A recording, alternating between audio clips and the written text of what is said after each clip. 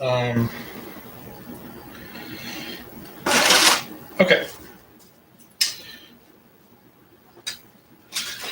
Oh.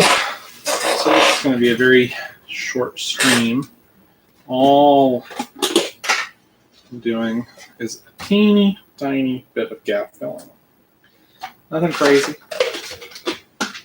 Just on the Moloch neck and on the Demacherons on their shoulder pad, because we added that reinforcement patch.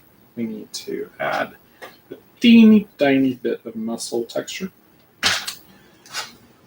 We also are going to sand down their tail joints, because those are quite obvious. It's the only really obvious part.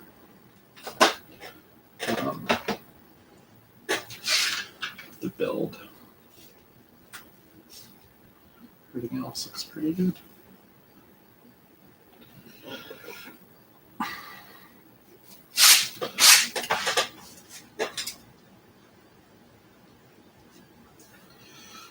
Also think about how we're going to do this color scheme or variation. So he's got a real deep blue as a base and a green highlight. I'm guessing he washed it, but I think I'm going to base coat blue and then dry brush green. And if I need to reinforce it, I'll reinforce it. And then the armor plates are obviously a heavy bony influence. What I like about the green and the armor is the contrast. So I think I'm going to push this orangish color in the recesses. Maybe a bit more than he did. We've also talked about introducing a magenta as a spot color on the project for stuff like in between armor plates, that kind of thing.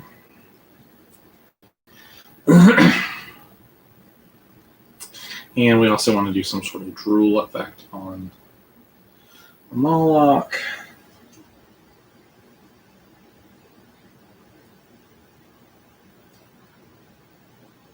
Problem is, Uhu is going to definitely break off. So what can I do for drool?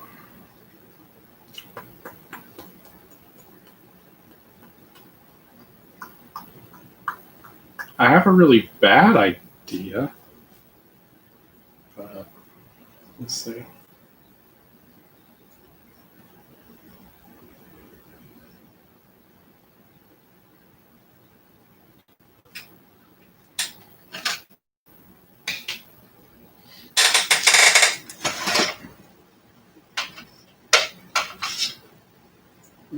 Yeah, that is soft. Okay.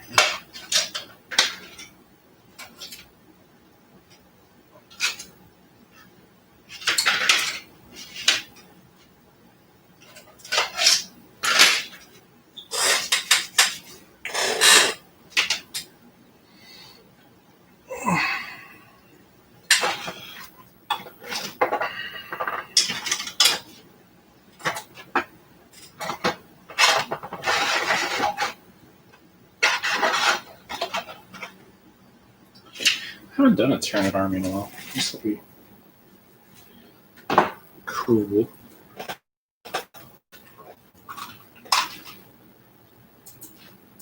That after you beat the game, the new start screen is the boat on the shore of Catalina Island. Like, right? The assumption being that they've made it.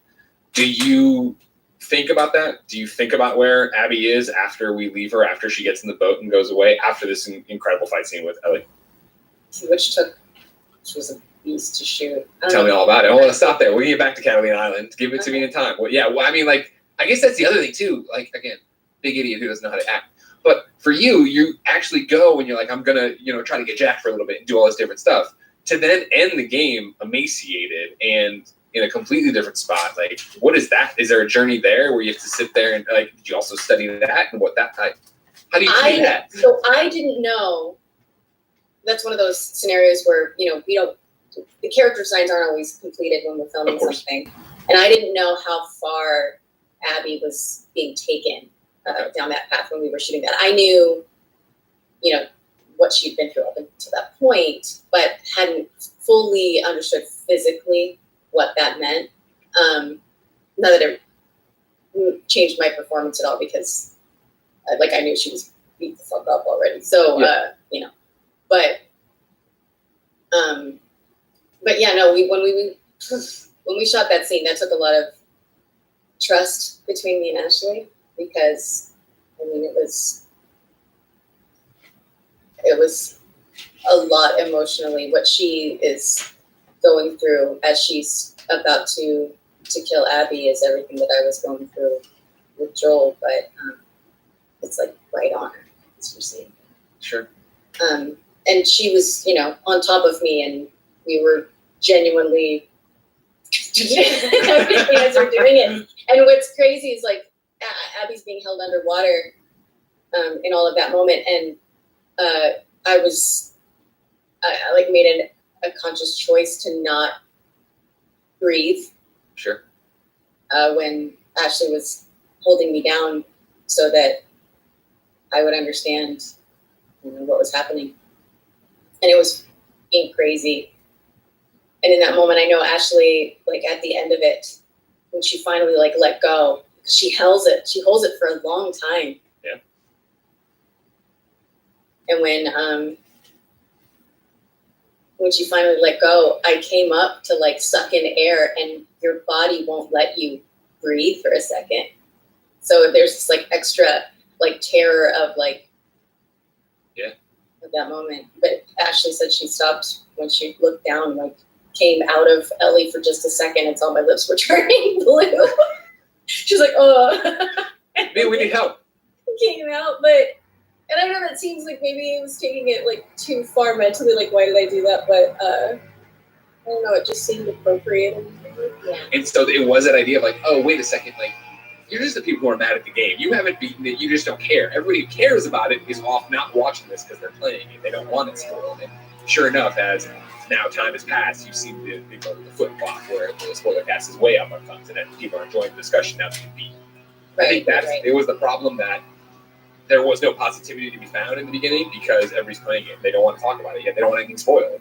Sure. Yeah, totally. And I mean, if all you know about my character is what is presented in Elites, or what you've seen online, some of it is false, obviously, and some of it you don't get her side of it. Yes, you don't get the context. Yeah, context everything. I mean, I get it. I get the anger. I get the grieving for Joel. Yeah. That's what people are doing. They're grieving for a beloved part of themselves. People love Joel, and there are 5 stages of grief. And I mean, I know that sounds stupid. No, it's totally the truth, and you can see it, the reaction to his death exemplifies those 5 stages of grief. That's the fun part about this for you, right? Is no matter what you do in your career from here on out, this is what you'll be remembered for. You killed Joel. So I've seen a lot of that. Yeah. You're the person that killed Joel. I'm like, I'm not. The person. I still hang out with the guy who plays Joel. It's fun. Yeah, this is we were talking on the phone the other day. Yeah. Actually, Troy, I love him. Troy is one of the people that helped me the most when the full onslaught hit, because I gave him a call, and I wasn't even trying to call and talk about that. I was just talking, and his first question was, "How are you doing?" And I just lost my shit. Yeah. And he's just so wonderful, and he just helps so much, Yeah, no. And I think obviously I'm lucky enough to know you guys and call you friends. Not even cool friends, just friends in general. Right? And so I've known for years, because over drinks or at a dinner or whatever, just talking to all of you about the characters you portray. I'm so happy that in the last spoiler cast with Ashley and Troy, the overwhelming comments I saw coming out of that were oh my God, like, they talk specifically about how much the characters mean to them and how, this conversation of like, that's not what Joel would have done. Joel would have never trusted them. And Troy to be there and be like, listen, man, there's a moment where you see he knows he fucked up, and it's like, it's been years, right, of us living with these characters and years of these characters evolving. And that's what I think so many people lost sight of. That when you saw Ellie the last time, she was a teenager. Yeah. She's lived so much. Yeah. And so to see, that, because it never was anti-Joel to me. I always thought that, especially coming out of the first game, I was like, Joel's actually the bad guy. I don't, Joel's got a bunch of other things going on here. Yada. And so for me, where it got driven home even more, but definitely broke me, was going into his house and finding the drawings that Ellie had done for him. Yeah, seeing their history. Totally. And going into his workshop where he's got the guitars and he's in the middle of woodworking this like cowboy, and it's like, oh my God, like this guy's got hobbies and interests. You know what I mean? Like his shelves of all of his sculptures and shit. Yeah, we've never seen. My dad has a shelf of all of his tanks that he's painted, Yeah. It was like this downtime that you never get in the first game, because he wakes up from his nightmare and Tess is like, let's go. And then it's off in this journey where you have to kill or be killed. And so to see what it would have been like to have 4 years of living in a community and just being a person again and letting your guard down, I do believe that you run into Abby and see in her, hey, she reminds me of Ellie, or just, hey, another person who helped us get by these, infected. I just saved their life. Yeah. She's and grateful. Then, up until we say our names, everything's totally cool with the people we just met. I mean, up until he said his name, they probably would have, been great. Yeah, exactly. And so, it's to see people reacting to Troy and Ashley reacting to what it was to be these characters. I think that's what's powerful right now in this post-game launch discussion. I think it's the same for you. Of, like, you have, like you're saying, the stages of grief and what you think about Abby and wherever you were on it. And it's like, to get to the end of the game and have these discussions and be on podcasts and maybe like legitimately like, I like Abby more than I like Ellie in this game. And again, I think it's cheating, like you're saying, it's redemption, right? In the way of like, of course you wouldn't. Like, you can see the good. Yeah, but I mean, I love that that's what Abby was striving for, and I feel achieves at the end. And then it is even at the end of, well, what is Ellie's new goal? You know what I mean? She walks off into the woods, and this is a conversation we had with everybody on the last one of like, is she going back to Dina? Is she going to be a nomad? Is she going to find the fireflies herself and complete what she started? Yeah. Lots of questions, and there's no DLC, so we'll have to never know.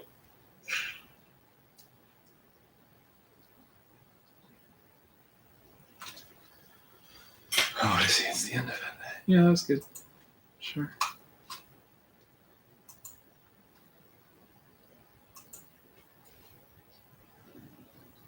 They were actually going to make a cure. The only catch, it would kill her. The Last of Us Part 2 picks up Ellie and Joel's story several years after the events of the first game. Ellie and Joel have settled in Jackson, Wyoming, amongst a thriving community of survivors. With the threats of the world kept outside the town's walls, Jackson has been able to find relative peace and even stability. Ellie is now 19, lives on her own, and has been able to forge lasting relationships within the community. Scale of 1 to 10, how would you rate our kiss from last night? However, this peace is short-lived.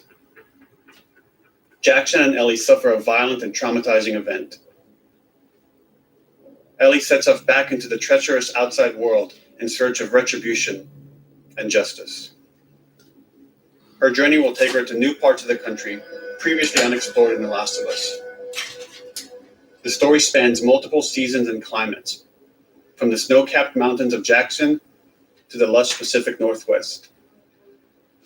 Each introduces a wide range of exterior and interior environments for you to navigate and explore, rendered in meticulous detail and unprecedented scale with the latest iteration of the Naughty Dog engine. Our goal was to make these environments not only beautiful, but feel as grounded and authentic to the cities they're based on as possible. Much of the story unfolds in what remains of Seattle, a massive former quarantine zone. Its locales are incredibly diverse, spanning a dense city center with a skyline of towering high-rises to the beautiful suburbs and stormy waterfronts that surround it. The city exhibits drastic shifts in architecture, elevation, and weather. And with Part 2, we've introduced new traversal mechanics that afford greater exploration and ways to navigate threats. Ellie is not only able to climb and jump over gaps, but she can use ropes to scale vertical terrain or swing over obstacles, allowing you to discover new areas, resources, and side narratives. These more open environments also create new strategic considerations in combat, whether it's to get the jump on enemies or bypass them entirely. The Last of Us Part 2 features some of the largest environments we've ever created. Horseback riding will allow Ellie to quickly cover some of these expansive terrains. Some streets are so flooded that a boat is required to navigate them. However, the world of The Last of Us is as lush and inviting as it is deadly. As Ellie uncovers the path to finding those who have wronged her, she must face the many threats of this unknown city. In the wake of the pandemic and the fall of the quarantine zone, Seattle has become a war zone, where two warring factions find themselves in an ongoing conflict for territory and resources. One of these groups is the Washington Liberation Front, otherwise known as the WLF. The WLF are a militia group that began as resistance to the military occupation of Seattle and eventually wrestled control of the city from them. They are highly trained, organized, and well-equipped with weapons they stole from the army. They occupy much of the city, imprisoning or killing trespassers on sight. Hey, we got another trespasser. A girl. Did you see her?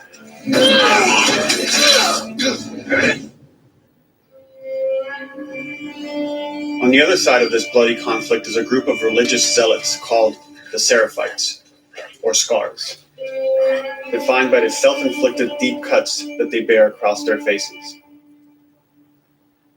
Like the WLF, they're deeply tribalistic and territorial.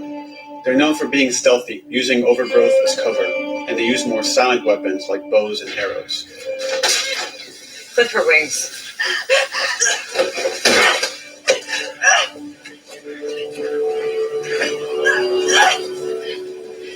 But beyond this conflict among survivors, the threat that originally brought the world to its knees is very much present.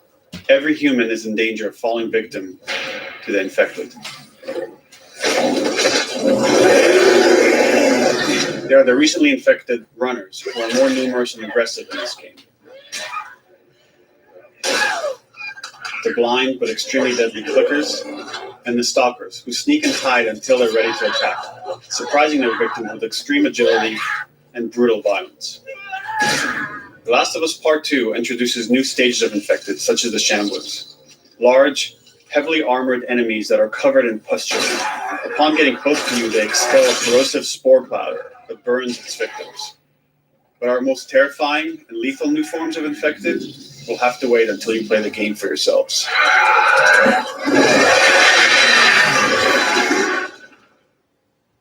Overcoming these threats will require careful consideration of how you approach every combat encounter and how you leverage Ellie's unique skills, equipment, and environment to your advantage.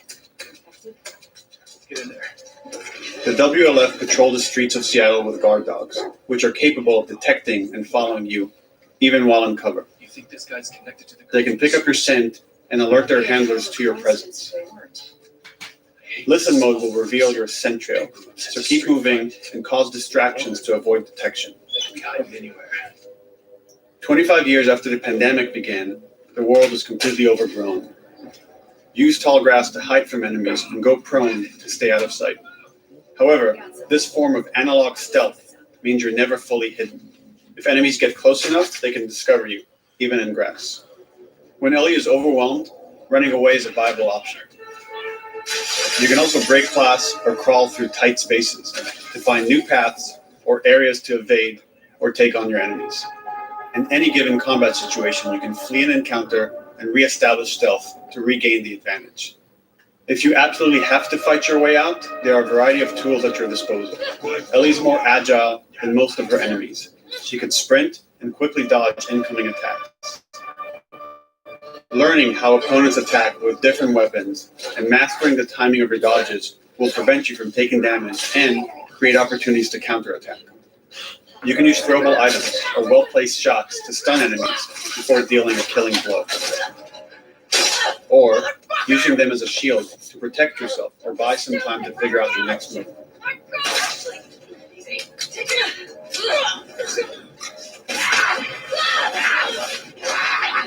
Ellie isn't always alone on her journey. Allies will take part in helping you navigate the environments, spot enemies, and meaningfully help you in combat encounters. Back off!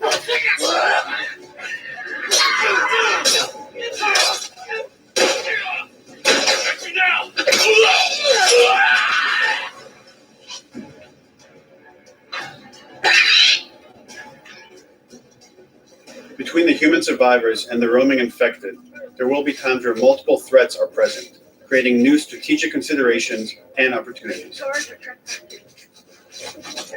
You can choose whether to attack these opponents separately and directly, or find ways to pit them against each other. Flee as they fight, or wait until their numbers have thinned out and engage with whomever is left.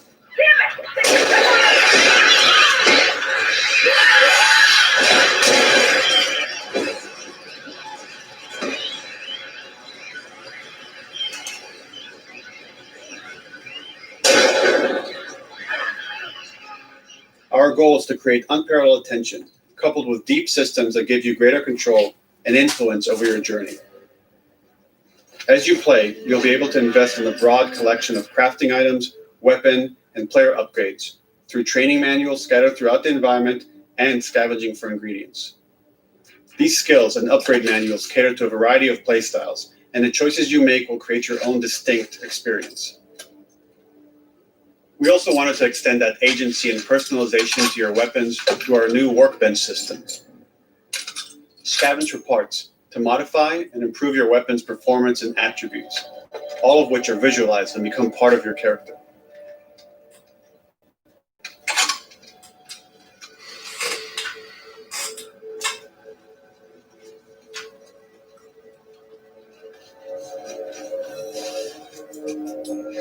Survival will also require using the parts and ingredients. Okay, well, I actually think that, we should pause for a second because I really want to get inside the heads of these characters and really who better to talk about them than the actors who play them. So I'd just love to hear a big round of applause for Shannon Woodward, who plays Peter, and Ashley Johnson, who is our Ellie.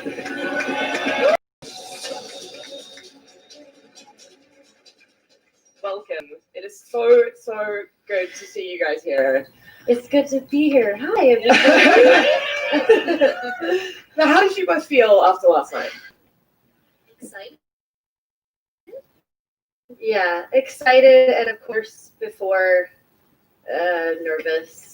Under wraps for so long, it was like I felt like I had like Stockholm syndrome. Even after the feed went, I was like, "Wait, am I allowed to say that I'm in the game still?" And they were like, "Yes." I was like, "But are you sure?" So yeah, really excited. Ashley, Ellie's been through a lot since you first started playing her. When did you first when did you first start as Ellie? Was that like 2011 or?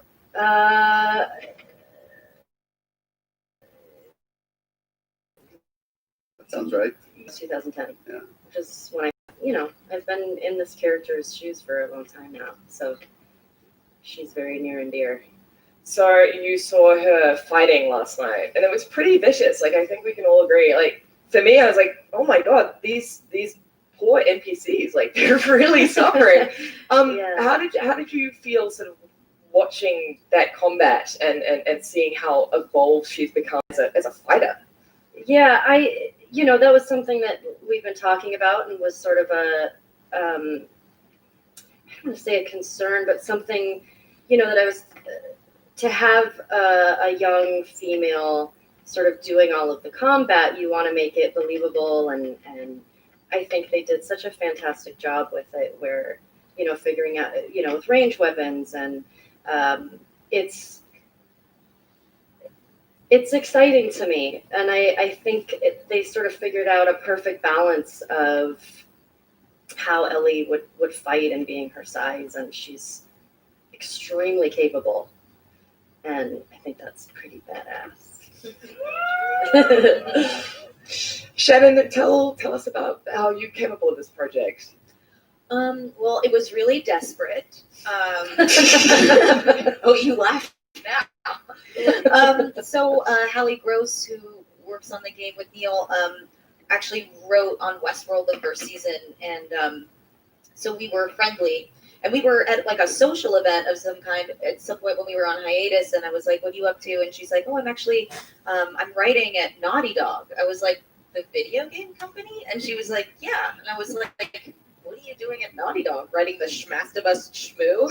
And they hadn't announced the game yet, and she was like, "No, I'm not allowed to talk about it." And I was like, "Oh my God, you are? It's okay. I won't tell anybody. That's awesome." And I was like, "That's my favorite game. I'm obsessed with it." And I like made a joke about like how I would like die to have a line in the game, and she was like, "Oh, I'll tell Neil." And I was like, "Oh, okay, but you don't have to. I just like I'm a big fan."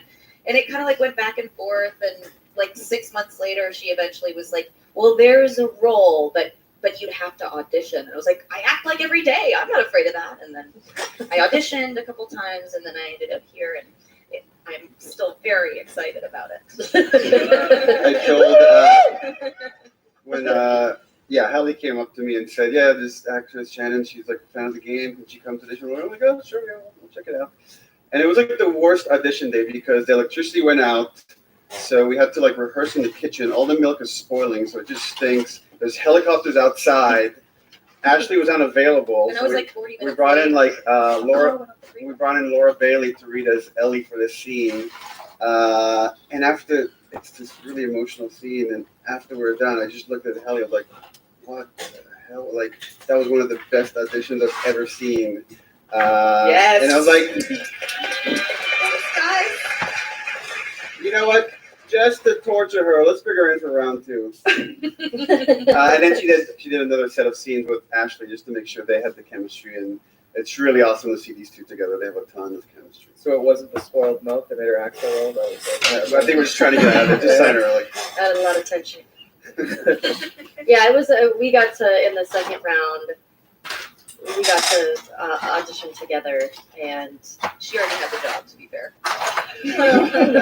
yeah, and she was so just fantastic. Like, so many amazing actors came in, but we definitely did have chemistry from the get-go, and she's just challenges me to be a better actor, and it's just like, it's awesome. Yeah, it's so. Yeah. It was so fun. I was just like, even if they don't hire me, they're gonna let me pretend to be in this for like 25 minutes, and I'm gonna really go for it. Because you know what? Sometimes you get to read for really cool things, and like that's the thing you have to just enjoy. Is like somebody is gonna let me do this, and they're gonna watch me do it for like 15 minutes, even if I bomb. Great story if you do. I'm very glad it didn't go that way for me this time.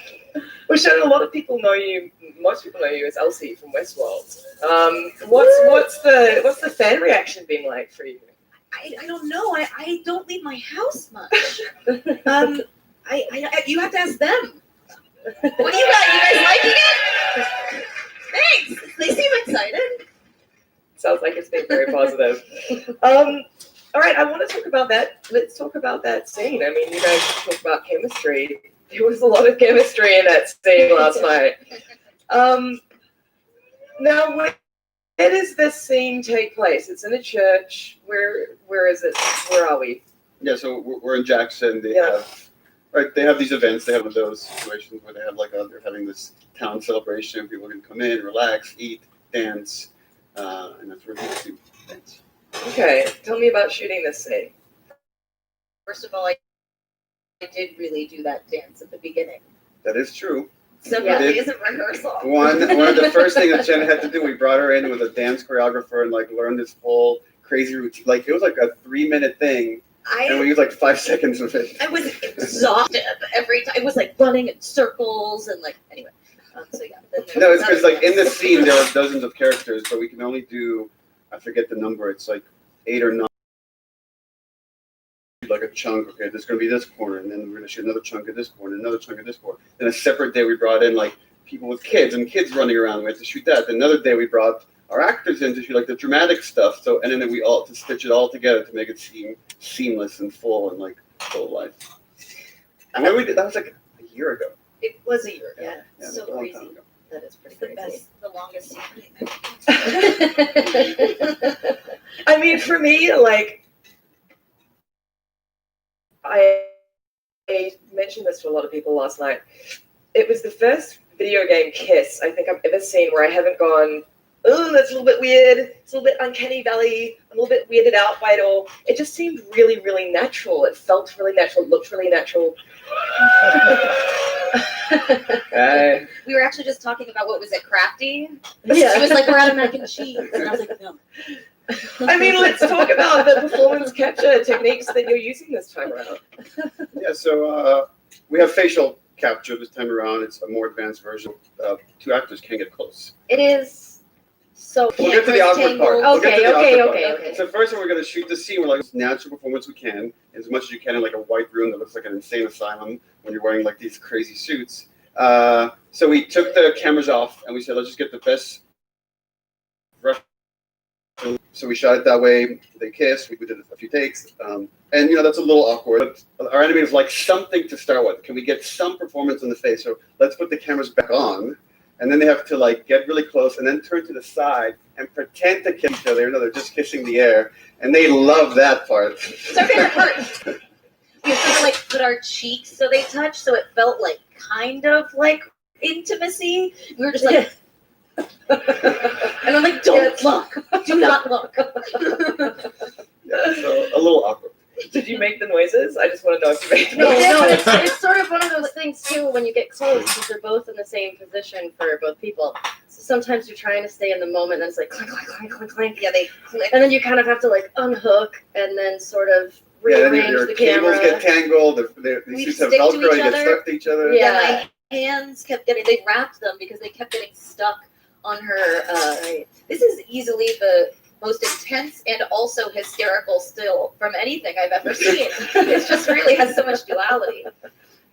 Yeah, there's a lot of sticking, and I'd be in the middle of it and be like, I'm stuck. We have to start again. And they gave an amazing performance, but I also have to give a lot of credit to our animators that have kind of set with that reference footage and had to touch things, and like our riggers have to develop whole new tech for the face, and you see like the way Ellie's nose squishes and the cheeks move against each other. That's all tech that we didn't have before, just to be able to create a scene like that. I mean, I did notice that Ellie does look a little bit more like Ashley this time around, and obviously that was on purpose. And tell me about how you've evolved that look.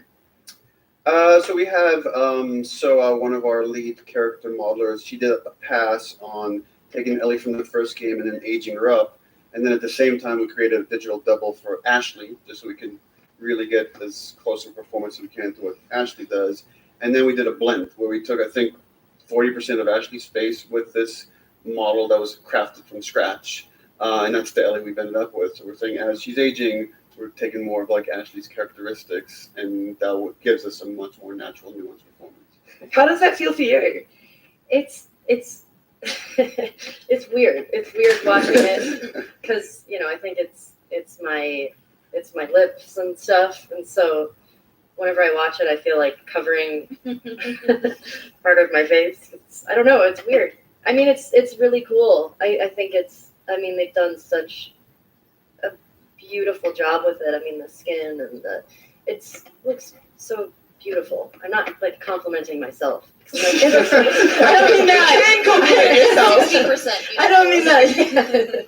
The 60% is on point. Well, yeah, the tech that has gone into the characters is absolutely extraordinary. Where we have this like incredibly technical programmer, like one of our top minds at the studio. We spent months redoing our eyeballs, and now like the eyeballs are fully refractive. They have like internal reflections that get that like kind of sparkle in the eye and stuff. So all of this stuff that is like very subtle but really creates this nuanced, natural appearance, and it's a lot of tech. It's like it's the synergy. It's the cocktail of the tech and the performance. I don't think we could have picked a harder scene to do with like this high detail characters with hair and like bokeh blurred out lights behind it that like highlights from behind, and it's like the hardest thing to do in a video game is like transparent hair with. This is super nerdy, but like sorting things that have alpha mask is really difficult, and trying to do it with like Dina especially has all these like curly hair and flyaways,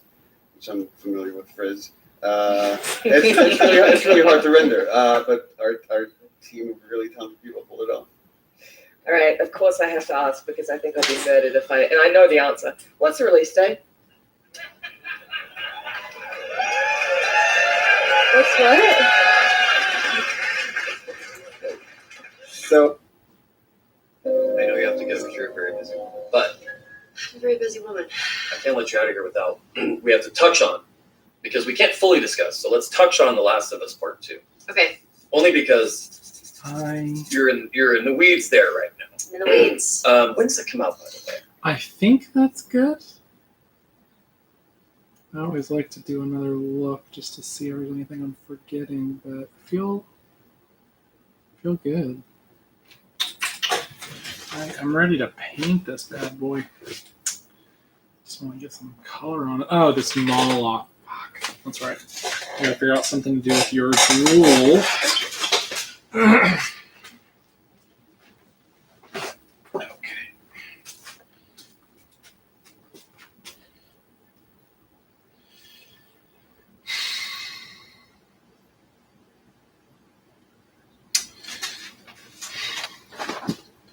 I have an idea. Oh.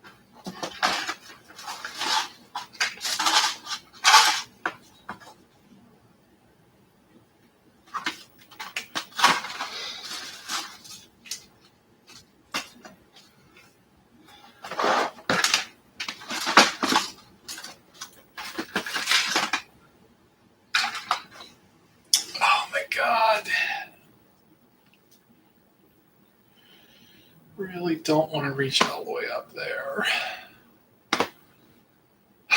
Fuck.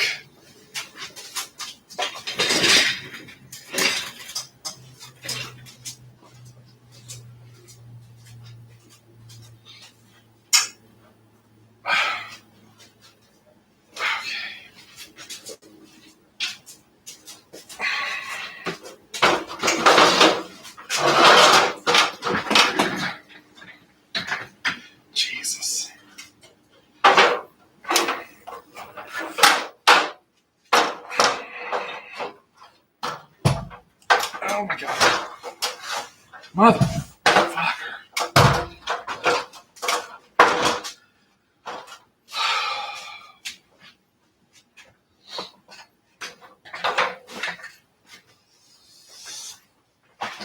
Please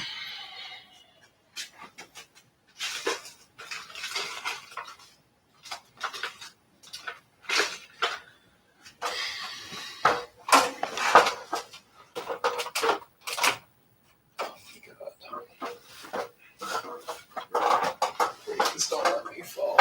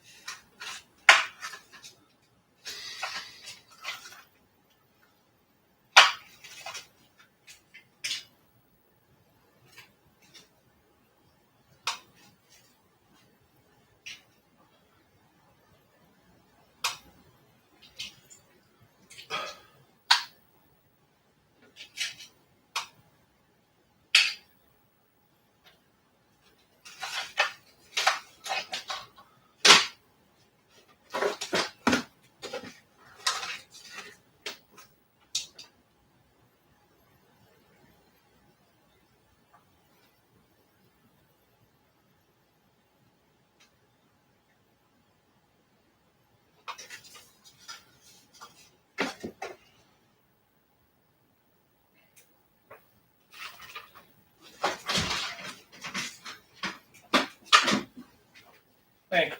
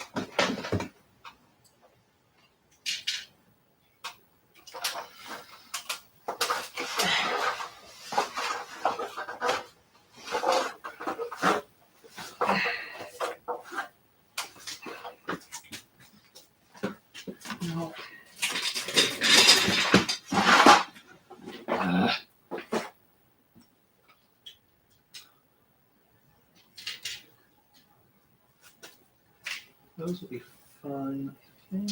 I don't know what the fuck they are, but I can make that work, I think.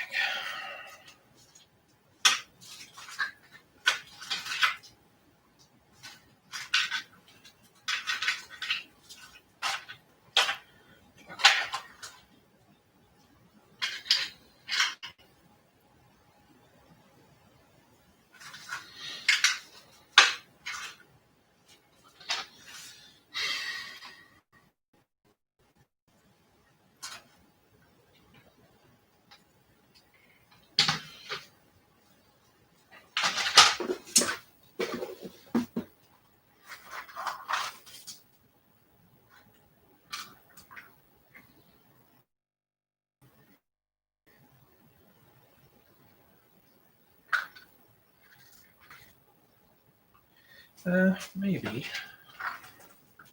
It's weird. Could work. So.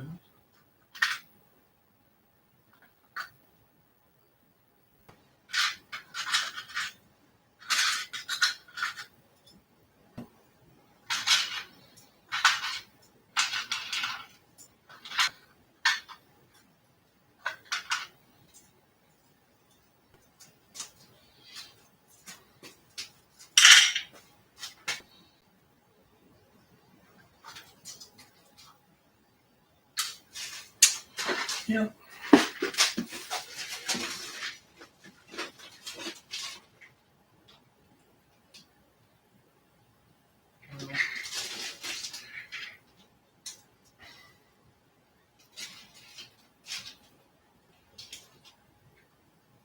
Ooh, this guy is delightful. Let's keep him down here for now.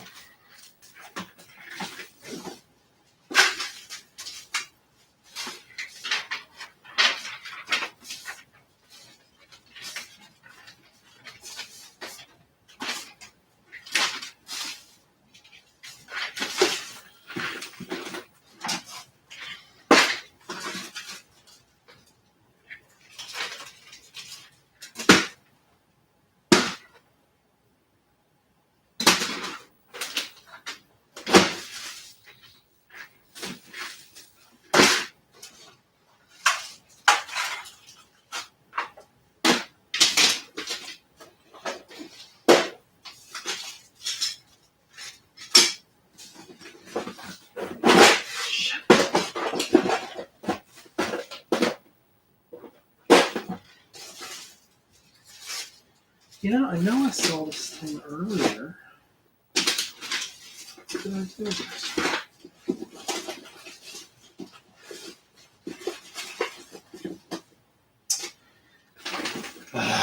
Shit.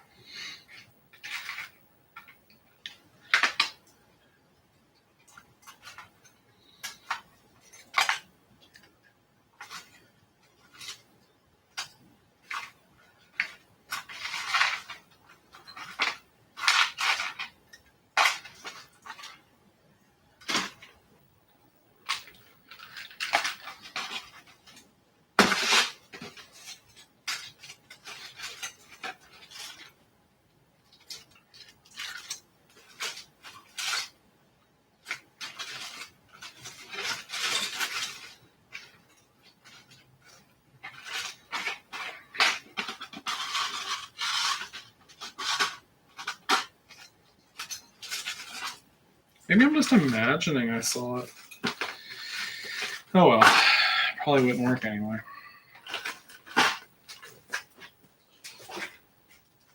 We'll just...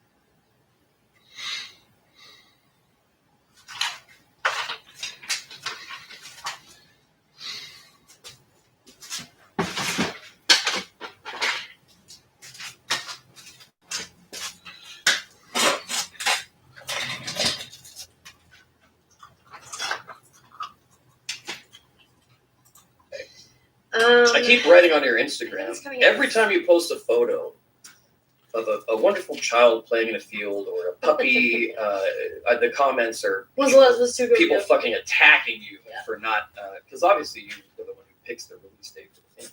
Yes, it's only me that chooses. So Totally crazy. Ellie's a little bit older. We know that. We know that some We do. time has passed. From the trailer, we see Yeah.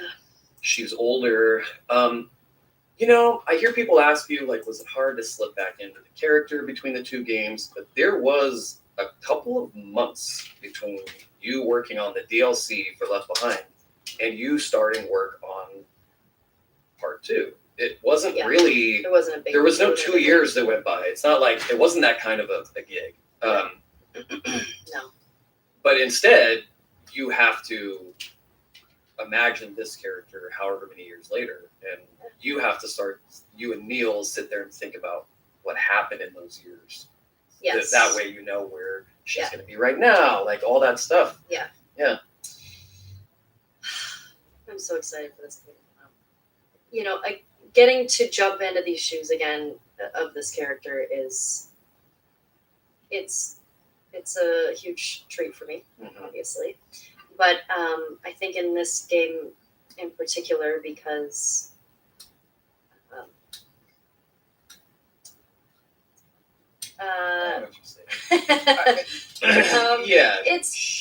to start, I think it's to work in this world again and to work with Neil Druckmann, who's the writer and director of the game.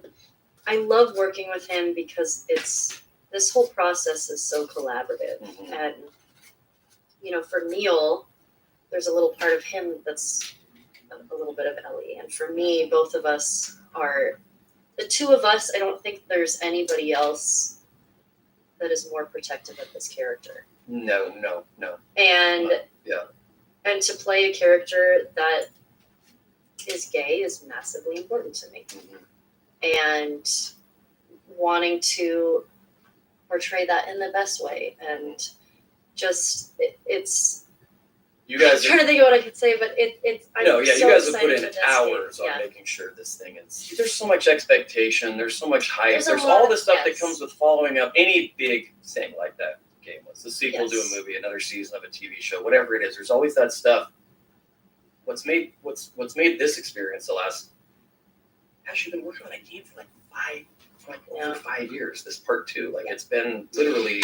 And it's been, it's a big game, and a lot of it has been me coming home from New York and sometimes shooting on weekends, or when we get a moment we shoot it, and they are really fine-tuning every little moment in the game. Yes. And it's caring about each thing. Like, Yeah. not that they didn't before, obviously. They No, did, but it's- but with this game, it's like everyone wants part 2. Everyone wants part 2. Everyone wanted part 2 the day part 1 came out. And so then it's like, how do you protect that thing?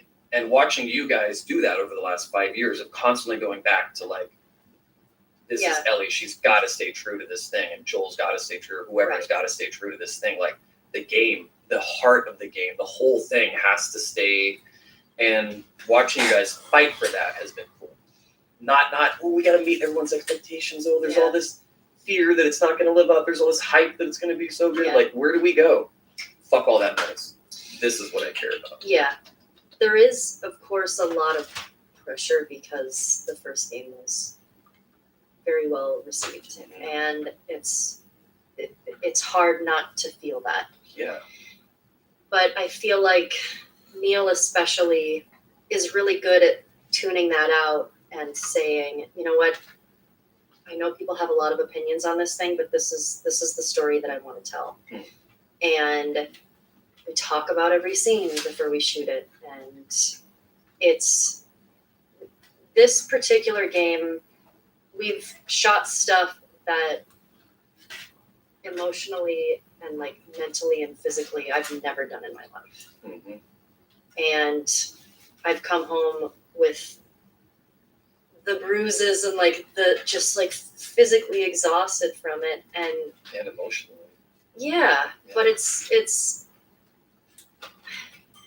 you can only hope that people will love something as much as you do. Like, when we make stuff and like, all the stuff that we do here and the stuff that you work on, and especially the stuff that you care about, like you want everybody to like it, and you want everybody to love it as much as you do, which is an impossibility.